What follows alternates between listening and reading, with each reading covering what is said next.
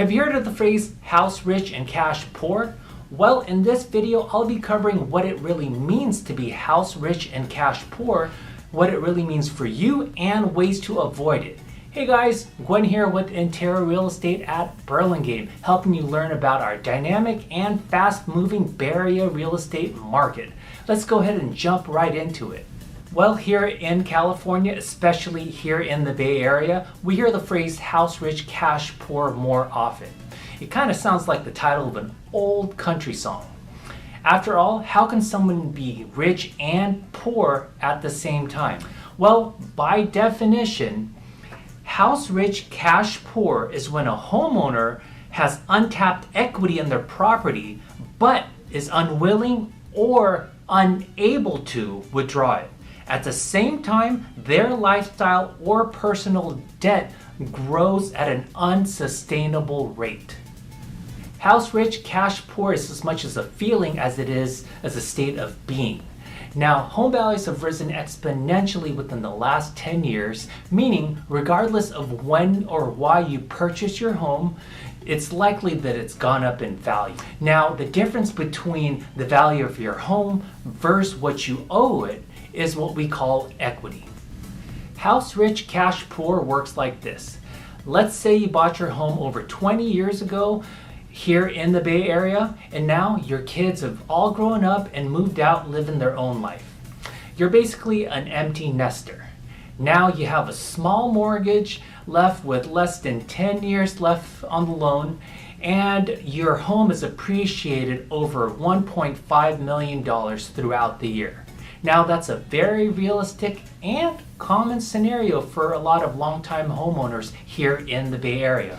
You're in a fixed income, enough to cover some of your basic expenses, your small mortgage, your medical bills, property tax, and your basic needs. However, there's really not much room for leisure, and at the same time, you're seeing the cost of living going up drastically. Now, the once affordable lifestyle that you had has now evaporated, and you don't or you can't tap into your equity via a HELOC or a refinance, and you don't want to change your lifestyle, and you're basically watching your savings drip out of your account every month. And despite having over $1.5 million in equity, life is hard. That, my friends, is what we call house rich and cash poor. Is it bad to be house rich and cash poor? Well, it's not really a good place to be in, because the slightest hiccup in your life eventually becomes an issue. A large medical bill, or if you take on a recurring medical cost every month, or perhaps you have a costly home repair, all of that will have a downturn in your quality of life.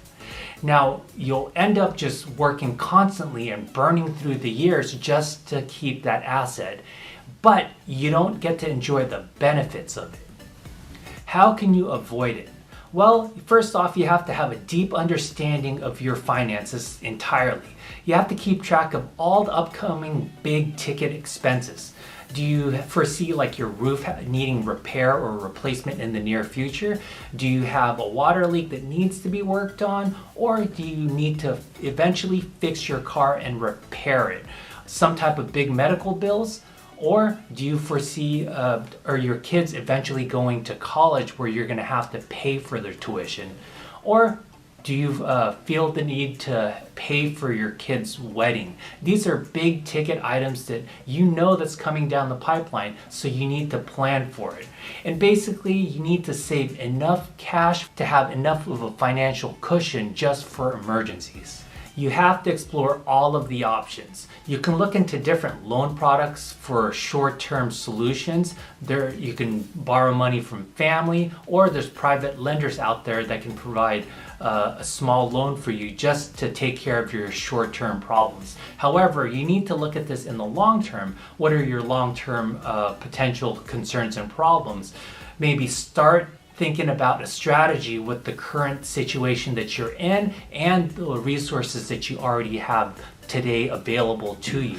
Are you perhaps considering retiring in the near future. If you are, perhaps you want to access your equity now, because once you retire and you don't have that level of income, it might be more challenging to get some type of loan or access any of your equity once you retire and you lose that income. You can consider taking on a roommate for additional income, or maybe you want to build an accessory dwelling unit so you have that future rental income in the future and collect rent as you age throughout the years in your home. Downsizing is always a popular option. Have you thought about moving into a smaller, more economical home where you can also access part of your equity?